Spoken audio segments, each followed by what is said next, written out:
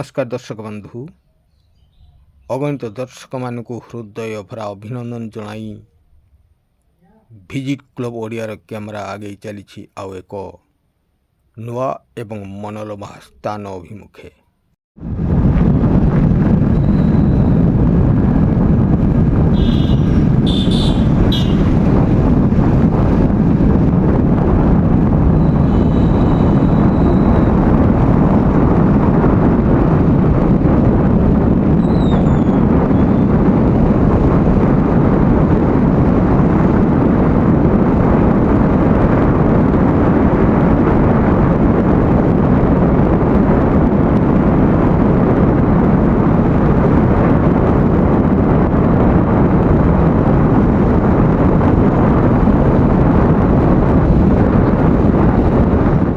अमीय आनंद नाटारू ही आपण माने जानी पारुथिबे जे विजिट क्लब ओडियार कैमेरा आज केहुटी पहुँची जाइछि।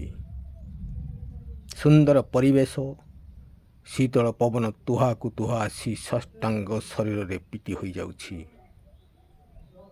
चमकी उठिला परी शरीर सारा खेली जाउछि आशार आलोक।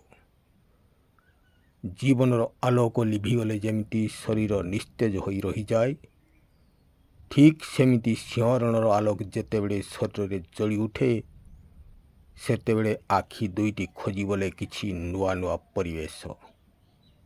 सेमिति एक नुआ परिवेश केन्दुझर सहर मध्यर आडुआड़े रहिछि आम समस्तंक पई अमीय आनंद।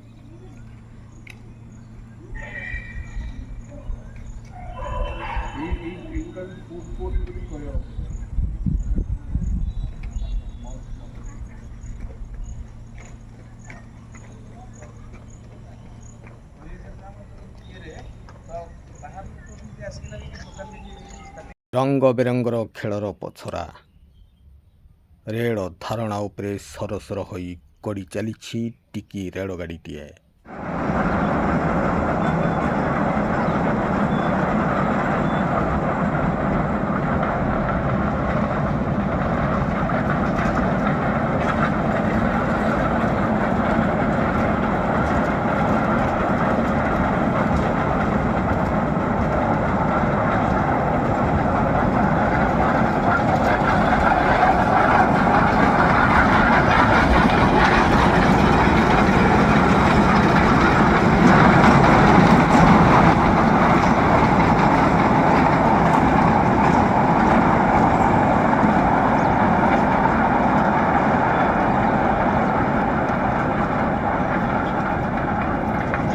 छोट छोट पिलामानक पई उद्दिष्ट थिबा एही अमीय आनंद आज केन्दुझर सहर रे भिन्न एक परिचय सृष्टि करि पारिछि। भिन्न भिन्न प्रकार खेल सामग्री मुंड टेकी छिड़ा होइथिबा बेले पिलामानक मन को किणी नेला भली अनेक स्वतंत्र स्थान तैयारी करि पारिछि एही अमीय आनंद। प्रतिदिन सकाळे एवं संध्यारे एठारे गहली लागि थाई छोट पिलामानकर। छोट पिला सहित सबु वर्गर व्यक्ति आसी एही अमीय आनंद रे मजा नहीं थांती।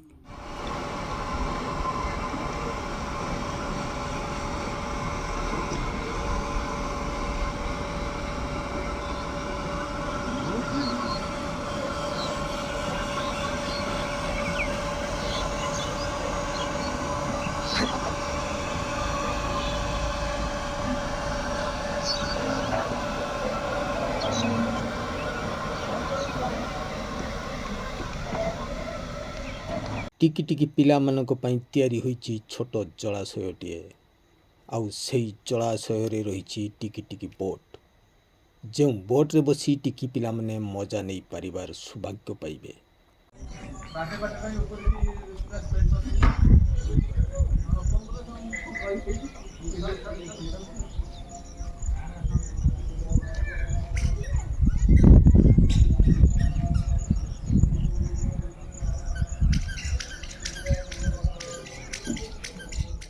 सुंदर परिवेश मन को छुईला भली खोला आकाश तले रही केते केते खेल सामग्री।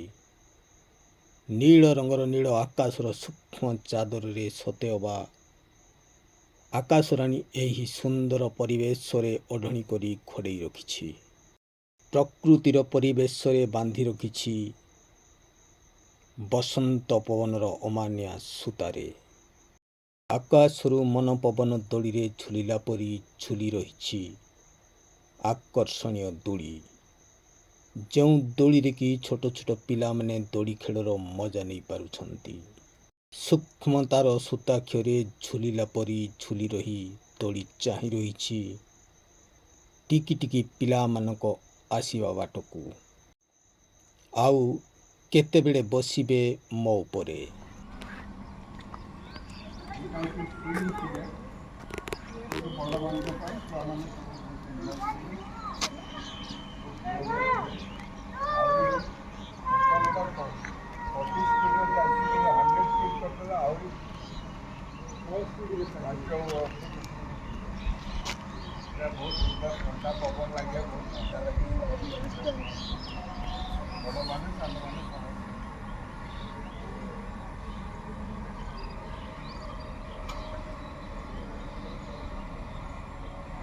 ଖୁବ୍ ସୁନ୍ଦର ଭାବରେ ତିଆରି ହୋଇଛି ଏହି ଅମୀୟ ଆନନ୍ଦ, ଯାହାକି ସବୁ ବର୍ଗର ଲୋକଙ୍କୁ ଆକର୍ଷିତ କରିଥାଏ।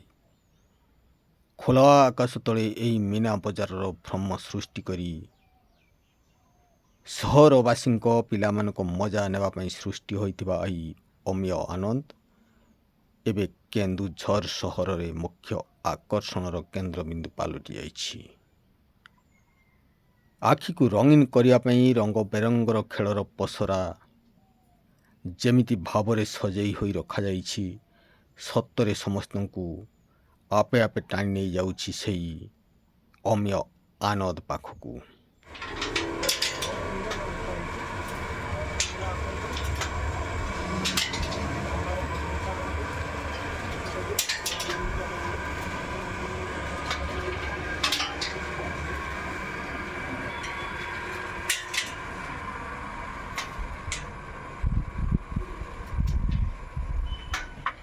ମଣିଷ ଜୀବନର ଅବସର ସମୟ ପାଇଁ ଯେମିତି ପରିଭ୍ରମଣ ନିହାତି ଜରୁରୀ ହୋଇ ପଡ଼ିଥାଏ, ଠିକ୍ ସେମିତି ପିଲାମାନଙ୍କ ମାନସିକ ସ୍ତରରେ ସନ୍ତୁଳନ ରଖିବା ପାଇଁ ଖେଳକୁଦର ନିହାତି ଆବଶ୍ୟକ।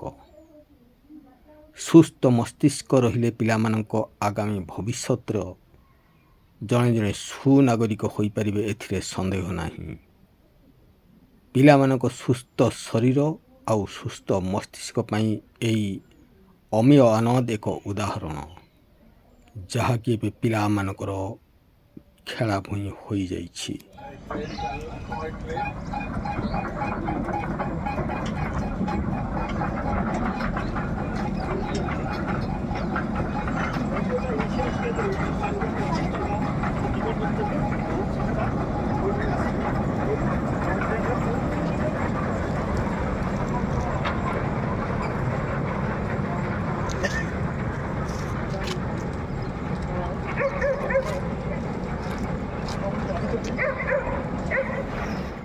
ଦୈନନ୍ଦିନ ପିଲାମାନେ ଏଠାକୁ ଆସି ନିଜ ନିଜର ମନପସନ୍ଦ ଖେଳରେ ମଜା ନେଇ ମାନସିକ ସ୍ତରରେ ଏକ ଦୃଢ଼ ଏକାଗ୍ରତା ଆଣି ଘରକୁ ଫେରିଥାନ୍ତି।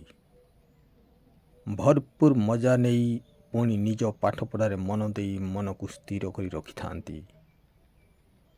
ଆପଣମାନେ ଦେଖିପାରୁଥିବେ କେମିତି ଆକର୍ଷଣୀୟ ଭାବେ ଖେଳ ସାମଗ୍ରୀ ଅମୀୟ ଆନନ୍ଦରେ ଅପେକ୍ଷା କରି ଛିଡ଼ା ହୋଇ ରହିଛି। ଆଉ ନିଶ୍ଚିତ ଭାବରେ ଅନୁଭବ କରିପାରୁଥିବେ ଯେ ଏହି ପରିବେଶରେ ପିଲା ଘୋଡ଼ିଏ ରହିଲେ ନିଶ୍ଚୟ ତାଙ୍କ ମସ୍ତିଷ୍କର ବିକାଶ ହୋଇପାରିବ, ଆଉ ସୁସ୍ଥ ମସ୍ତିଷ୍କ ନେଇ ନିଜ ପାଠପଢ଼ାରେ ମଧ୍ୟ ଶକ୍ତି ସଞ୍ଚୟ କରିପାରିବ। ଏହା ହିଁ ମଣିଷ ଜୀବନର ଆମୋଦ ପ୍ରମୋଦ ସମୟ ଆଉ ଭବିଷ୍ୟତ ଗଠନ କରିବାର ଏକ ମାଧ୍ୟମ ମଧ୍ୟ।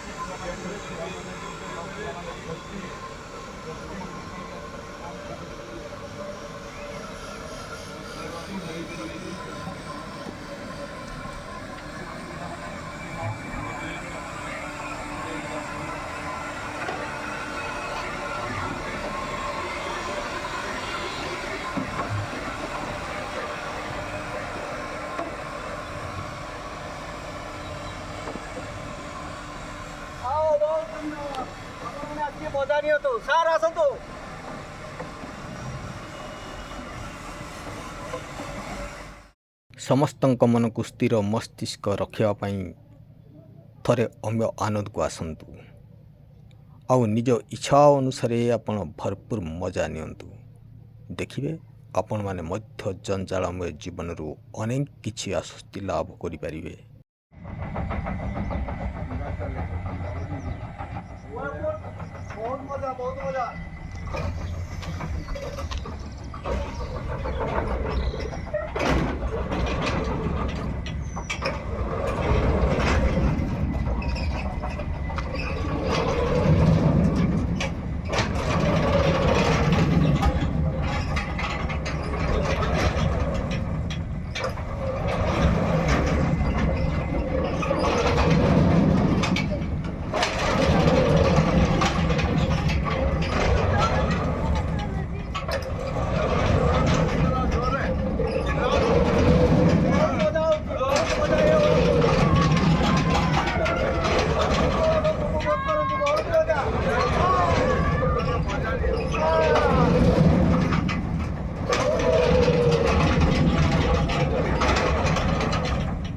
ଦର୍ଶକ ବନ୍ଧୁ, ଆପଣମାନଙ୍କ ସମ୍ମୁଖରେ ଭିନ୍ନ ଭିନ୍ନ ଖେଳର ପସରା।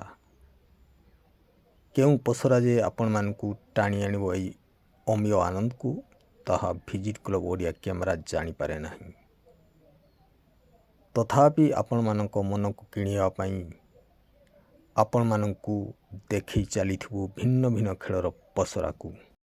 ଆଉ ଆମର ବିଶ୍ୱାସ, ଖେଳର ପସରା ଦେଖି ମୁହୂର୍ତ୍ତଟିଏ ହେଉ ପଛେ ହଜିଯିବେ ନିଜ ଜଞ୍ଜାଳମୟ ଜୀବନର ସୁସ୍ଥ ପରିବେଶ ମଧ୍ୟରେ।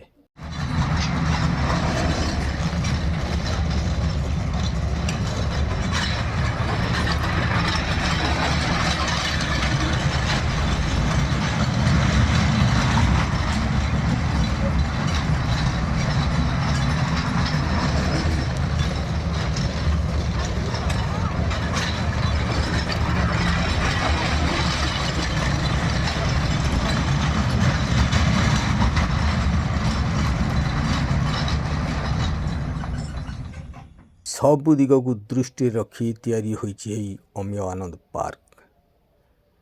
ପାର୍କ ଭିତରେ ଅପେକ୍ଷା କରି ରହିଛି ମିନି ରେସିଂ କାର୍। ଟିଭି ପରଦାରେ ହେଉ କିମ୍ବା ମୋବାଇଲରେ ହେଉ, ତାହା ଦେଖି ଛୋଟ ଛୋଟ ପିଲାମାନଙ୍କର ରେସିଂ କାର୍ ଚଲେଇବାକୁ ଭାରି ଆଗ୍ରହ ହୋଇଥାଏ।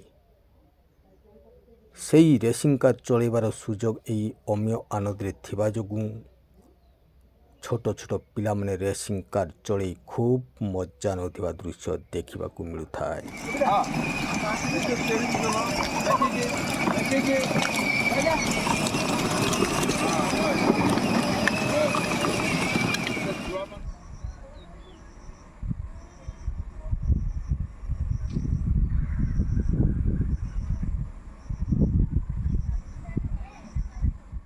ଦର୍ଶକ ବନ୍ଧୁ, କେବଳ ସେତିକିରେ ଯେ ଏ ଅମୀୟ ଆନନ୍ଦ ରହିଯାଉଛି ତାହା ନୁହଁ। ବିବାହ, ବ୍ରତ, ଭୋଜିଭାତ ତଥା ସଭା ସମିତି କରିବା ପାଇଁ ଏହି ଅମୀୟ ଆନନ୍ଦ ପରିସର ମଧ୍ୟରେ ଏକ କଲ୍ୟାଣ ମଣ୍ଡପ ମଧ୍ୟ ତିଆରି କରାଯାଇଛି। ଅତ୍ୟାଧୁନିକ ଡିଜାଇନରେ ଏକ ସୁନ୍ଦର ସୁସଜ୍ଜିତ ମଧ୍ୟରେ ନିର୍ମାଣ ହୋଇଥିବା କଲ୍ୟାଣ ମଣ୍ଡପଟି ଏବେ ସମସ୍ତଙ୍କ ଅତି ଆପଣାର ହୋଇଯାଇଛି। ବିବାହ, ବ୍ରତ, ଭୋଜିଭାତ ତଥା ସଭା ସମିତି ଖୁବ୍ ସୁବିଧାରେ ହୋଇପାରୁଛି ଏହି କଲ୍ୟାଣ ମଣ୍ଡପରେ। ଭୋଜି ଭାତରେ ରୋଷେଇ କରିବା ପାଇଁ ଆବଶ୍ୟକ ସ୍ଥାନର ଅଭାବ ନଥିବା ବେଳେ ଏବେ ସମସ୍ତଙ୍କ ନଜରରେ ରହିଯାଇଛି ଅମୀୟ ଆନନ୍ଦ ପରିସର ମଧ୍ୟରେ ଥିବା ଏହି କଲ୍ୟାଣ ମଣ୍ଡପ ଉପରେ। ଦର୍ଶକ ବନ୍ଧୁ, ବର୍ତ୍ତମାନ ପାଇଁ ଭିଜିଟ୍ କ୍ଲବ୍ ଓଡ଼ିଆର କ୍ୟାମେରା ଏଇଠି ବିଦାୟ ନେଉଛି। ପୁଣି ଦେଖା ହେବ ଆଗାମୀ ଆଉ ଏକ ନୂତନ ଅଧ୍ୟାୟରେ। ରହୁଛି, ନମସ୍କାର।